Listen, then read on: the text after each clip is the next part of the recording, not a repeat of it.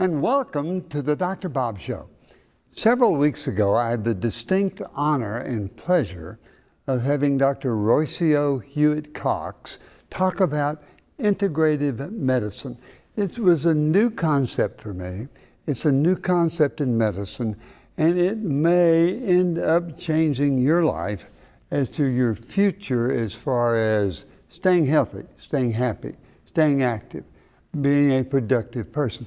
So let's see what we'll be talking about with integrative medicine. Dr. Rocio Huet is board certified in integrative medicine, and so she's well trained, and boy does she have a lot of information for you and for me. So we talked several shows ago about the importance of exercise. Well, we mentioned that on the Dr. Bob Show all the time, about the importance of nutrition. Well, we talk about that all the time. And we talked about the importance of sleep, 7.5 hours. But this is a new concept.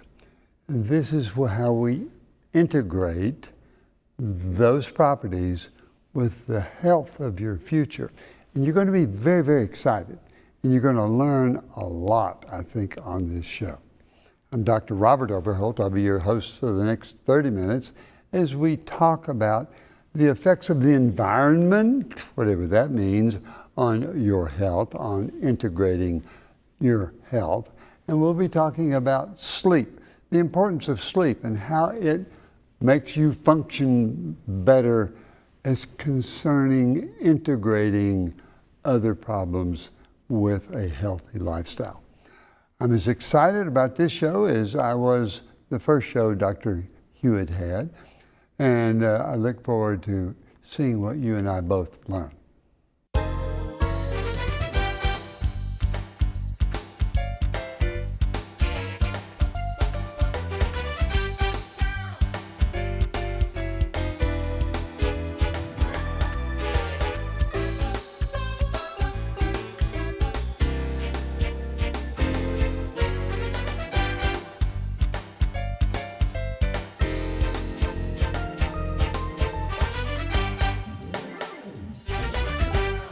We're talking with Dr. Rocio Huet, board certified in integrative medicine, board certified in internal medicine.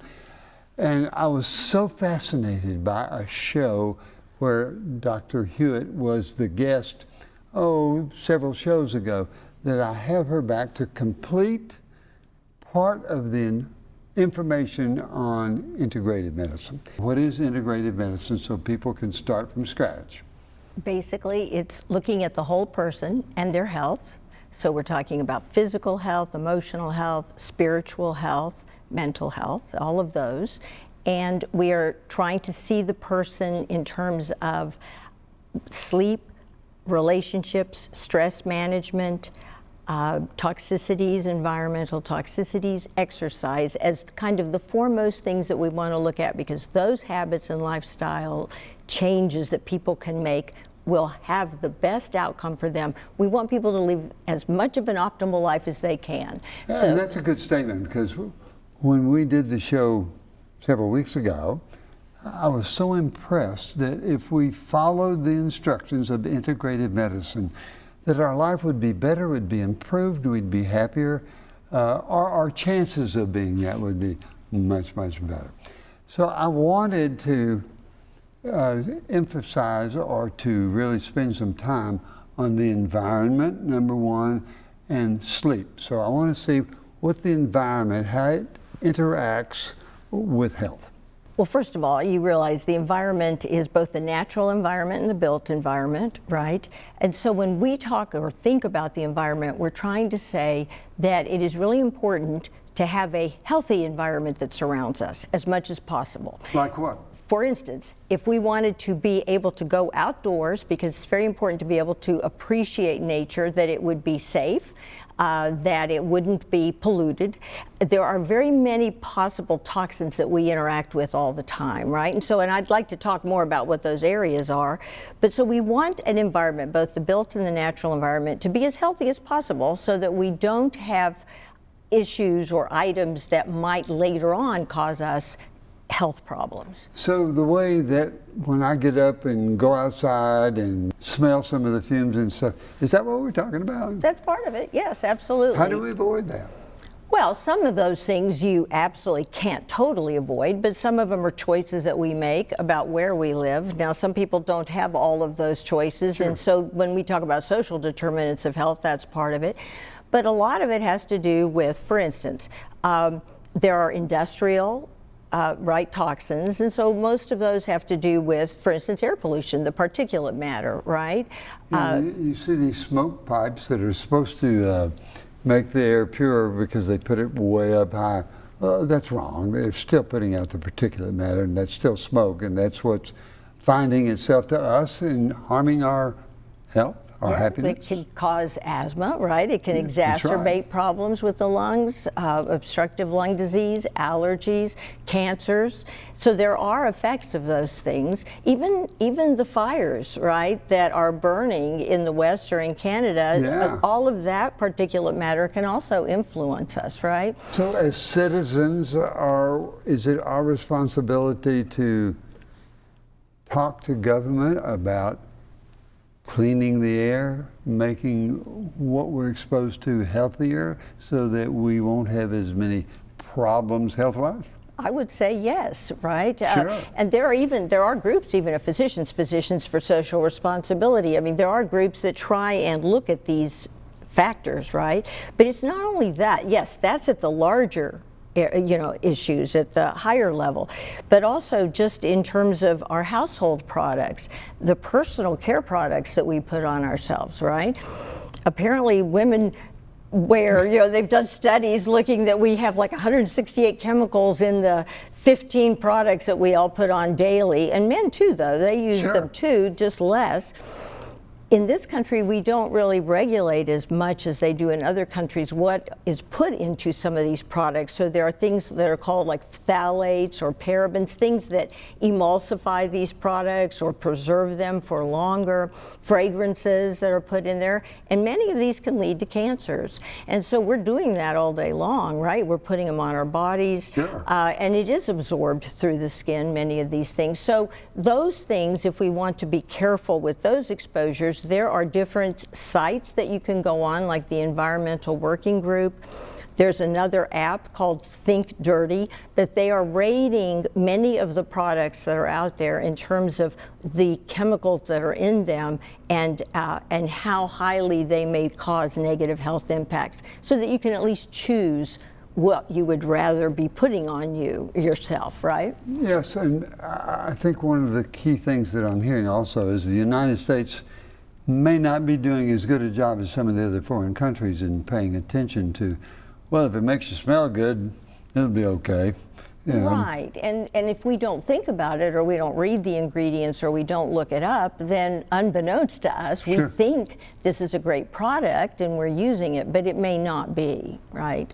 Yes. You mentioned when you were on the previous show, there were two authors that wrote books that you felt were very instrumental in giving the viewing audience information on integrated medicine. Do you remember who those two were? So most recently, Peter Attia has written a book called Outlive. And that's last name A-T-E-A. A-T-T-I-A. A-T-T-I-A. Peter Attia. And then Mark Hyman, H-Y-M-A-N. He is the kind of the head of functional medicine right now. And so he wrote a book, I think it came out in February, which is Young Forever, I believe that's, yes. There's so much we can learn by looking and reading that smelling good may not be the best thing for us.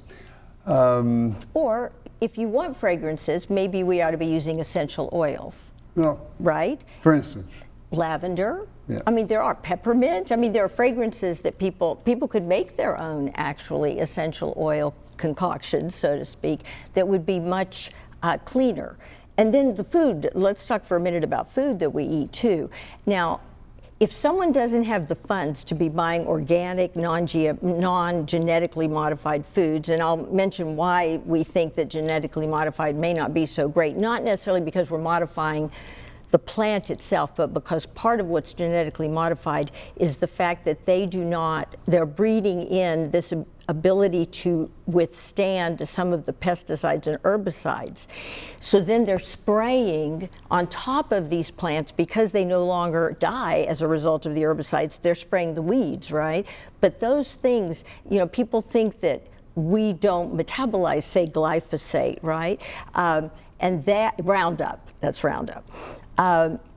But yet, when we ingest it, it changes the microbiome in our body. So they are affecting us, and they do cause long-term problems. But a lot of people don't want to believe that. So that's why we say, you're probably better off not to buy a genetically modified plant, because the most likely the scenario is that those plants did not get sprayed by as many herbicides. The same with organic.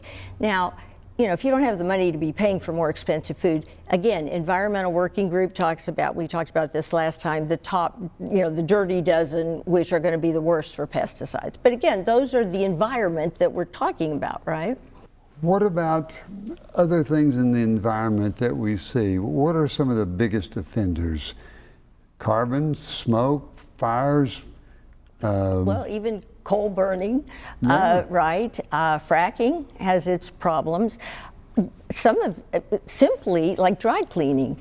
What's in some of the solvents that are used in dry cleaning is one of them is trichloroethylene. And I don't know if you were following the news recently, but there's been a lot of discussion about Camp Lejeune and these big lawsuits that are now being allowed against the government because they knew that they had a lot of exposure of trichloroethylene at that camp where the military were housed, but it was in there, so it was in the water. It can be absorbed both by skin, aerosolized. So they were taking a shower with the enemy. You were drinking water with the enemy, and it was, in the long term, harming your health. Well, what they saw was they've done studies now, and most of these people are only now getting to 60, so we don't know what more they might have later, but there is definitely an increased rate. They studied the Camp Pendleton population in California that did not have the same exposure to the Camp Lejeune population, and there's a substantial increase in Parkinson's in the Camp Lejeune group. So we know that we're seeing increased neurodegenerative diseases, and we think that's an environmental problem. So some of the things that we're being exposed to that we're talking about now can cause neurodegenerative problems. For later on, we might get some early Alzheimer's or something like Alzheimer's. Exactly, or Parkinson's. We're seeing a lot more Parkinson's now, right? A whole lot more. So why is that? And the thought is perhaps it is these environmental exposures. Well, I hear people all the time say, everything causes something bad. There's nothing that's really good out there. And it's the negative approach toward what we're trying to do to help people manage their health by what they're eating, what they're doing. Right, we can't control everything, but to the extent that you can at least be aware that you make an intentional choice about a product, I think that makes sense. Does sleep play an important part? Absolutely. And that's what we're going to be talking about when we come back. Is the amount of sleep, the quality of sleep, how you get to sleep, what you do to get to sleep, how long you sleep, how long you really have deep sleep, it all fits. We'll be talking about it. We're talking with Dr. Rocio Huet, and we're talking about integrative medicine. She's board certified in integrative medicine, and we ended up saying, how important is sleep? How important is sleep? It is very important. Why? Sometimes I feel like I don't sleep good, and I say I'll catch up tomorrow, but what does sleep do for me? Interestingly enough, as physicians, we probably were the worst in terms of getting sleep. And only now, in the last probably 10 to 15 years, are we really learning more about sleep, although there's a lot more to be learned. But what we know now is that during sleep, first of all, we have a circadian rhythm, right? The body has, what is the word it's circadian? Like a 20, there is a sequence that occurs every so many hours, and most of us have a 24-hour circadian rhythm. And so in that is how we metabolize, how our organs rest, and then how they are utilized, how we use the sugar that we have, the fuel that we have. So for instance, everybody talks about melatonin and taking melatonin at night. Well, melatonin increases in the evening, right, and becomes higher because it helps us go to sleep. Through the night, you're increasing, you have your melatonin, but then it starts waning and you start getting adenosine and cortisol because that goes up in the morning because we're getting ready to be awake and facing the day. And those are the hormones that we need to face whatever challenges we have, right? And they're the normal Yes, hormones that occur to keep us going and keep us relaxing. Right. Now, an occasional lack of sleep, you can probably do okay, right? But if you do that too much, what happens is then that we don't utilize insulin appropriately, okay? So people actually, when they lose sleep, they gain weight. There's an increased incidence of diabetes. We're tired because we haven't detoxified the brain. That we also know is happening.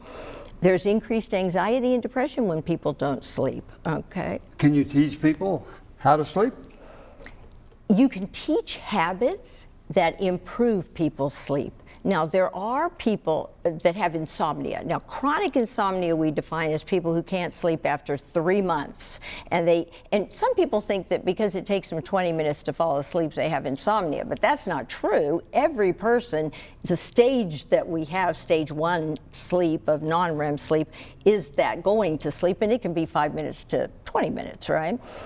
But once you're asleep, then you go through kind of a cycle that's every 1.5 to 2 hours where you have different stages of sleep, right? So the most important stages are deep sleep and then rapid eye movement sleep, which is REM. If you can guide somebody toward the proper sleep, sleep will be serving its function while we're resting. Right, and so the things that we can teach people, you have to have good, what we call sleep hygiene, right? So the most important things are, so people don't realize that regular awakening hours and the same amount of sleep every day is really important to the body.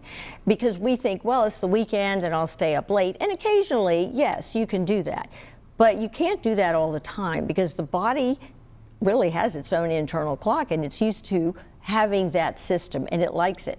So you want to say, okay, you need to pick the time you want to wake up every morning, and if you're going to get 7 to 8 hours, then you need to know what time you're going to go to bed. So regularity, you don't want to eat or drink alcohol or have caffeine. You have to know the medicines you're taking to be sure they're not stimulants. Exactly, right. You want to have a wind down, wind down period, at least an hour before you're going to go to bed where you're not on the screens, TV, phone, computer, because that is stimulating to the brain. And then you might even use blue light blocking glasses because what's emitted is stimulating to us off of the screens, right? So we block the blue light, and when that doesn't challenge us, then we prepare ourselves for sleep, or we sleep better. That's right. The coolness of the room, and I have a problem with that because I'm one of those people who really likes warmth, but technically you sleep better if you have a cooler room. I mean, we're talking almost to 65 degrees Fahrenheit. So that's pretty cool. That's enough for the sheets feel good and cold. And you like that? Yeah, I like that very, very much. And then I anticipate that my body warmth will warm the covers and they'll adjust to each other. Right. And then also you want darkness, right? And that's part of our problem, I think, is that so many people have their clocks, their charging stations, right? So you really want black, if you can, blackout curtains so that you don't get ambient light, right, outside coming in if you live in an environment where there's a lot of light outside. And also then that you awaken every morning at the right time so that the light from outside you open and it stimulates you to wake up. And the same hormones get stimulated. How about light boxes? Some people have said that if you wake up to light like it should be outside, there's less depression and there's a proper circadian rhythm and production of the right hormones. Is that a good concept? It is a good concept. A better concept would be just go outside if the sun has come up. But, you know, if you have someone who's a shift worker or someone who has night, you know, has to redo their whole system, then those kinds of lights are good because that will stimulate them to wake up, even if it's nighttime outside. And yes, for people who already have problems with depression, it's very helpful to use a light box for 30 minutes every morning. So if somebody has a job that they're up and down as far as daytime and nighttime goes because of travel, or because they're addicted to their cell phone, this and that, you have to teach them how to avoid that and not let that take over your life. Is that correct? That's correct. Is that hard to do? I would think it would be. Well, yes. I mean, it's not something overnight, but you can start putting some of those things in place, and then people start realizing how important it really is and how much better they feel. Because some of it is, I have more energy, right? I am more creative. We also process memory is at night, right? So we lay down memory.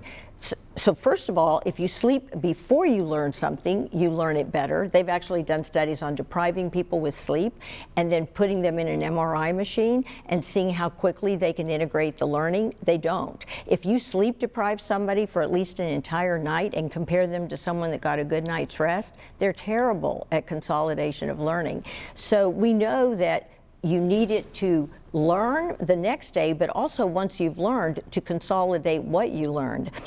So memory, and even for those of us who are aging, if you want to keep sharper, right, then you need to get your rest. How do you know how much to get? That is a very good question. The Academy of Sleep Medicine, the American Academy, says that 18 to 64-year-olds probably need at least 7 to 9 hours of sleep. As we age, people do tend to have a little more difficulty with sleep, but over 65, at least 7 to 8. The sleep specialists spend enough time talking to people about how to sleep? The sleep specialists that I know, except for maybe one, tend to be the ones who are only diagnosing sleep apnea or periodic leg movement. They don't really deal with insomnia particularly. There are a few, but I think there's a separate specialty for that, and those are the people with cognitive behavioral therapy, but also just behavioral therapy. Yeah, that talk to people who really have a problem. But as far as the other issue of people who wake up and then they're ruminating, right? Because they're constantly worrying. I think that's one of our problems too. We're all on this sympathetic overdrive. So one of the other things we recommend is before you go to bed, maybe have a little journal by your bed where you write down maybe 3 things that went well that day that you were grateful for, and anything you're worried about that might be going to happen the next day. Put it down right there, right? Or something you know you don't want to forget, put it down. That allows your body to kind of let that go so that you might not awaken. If you do awaken, we don't want people to get up right away. We want them to stay in the bed, try and do some we teach people breath work, you know, how to try and get them calmed. But if after a while, you know, if somebody's awake for about 20 minutes, we actually recommend that they get up and leave the bedroom because we don't want people to stay in the bed. Pretty soon they begin to associate the bed with not sleeping, the bedroom. We don't want that. So then you get up, go read something until you fall sleepy and go back to bed. So when we come back, we're going to summarize the 5 or 6 things, and we won't have a lot of time to go through those again. The importance of exercise, the importance of the food, the nutrition that we eat, the amount of sleep that we get, the quality of the sleep, the quality of our life. And we're going to summarize how we can improve everybody's life. This just fascinates me much more than you could possibly imagine. So you'll want to stay tuned. We'll have the summary here in just a little bit.